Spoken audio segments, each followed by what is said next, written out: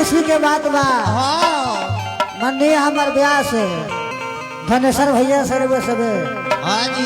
हमने के कथा पहुंचल बा वो जगह ये कौना जगह? कि हनुमान जी महाराज हाँ अशोक वाटिका में पहुंचल बानी। हाँ रावण के बगीचा के ये उजार के और फल खा के मातेश्वरी जानकी से अगया लेके बबुआ आपस आयल बनी। चलिए आई एगो हमारे तरफ से पूर्वी से सेवा बा। एक बाद हमार साथी गलगार रहे सब है धनेश्वर भाई से आगे के विवरण सुनन सब है।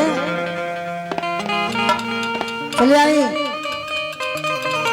यह महेंद्र मिश्र जी के पूर्वी है और हमने के फेसबुक रामोचित दीवाना ऑफिशियल के नाम से बा। एक सब लाइक और फॉलो करी और हमरा ऐसा लड़का के आगे बढ़ाई। और एगो और हमने के यूट्यूब पर चैनल बा जौना चैनल के नाम बा न्यू प्रोग्राम निखिल कुमार। एक जाई वो सब लाइक सब्सक्राइब करी जा और आगे बढ़ाई। चलिए आई एगो पूर्वी से सेवा बा।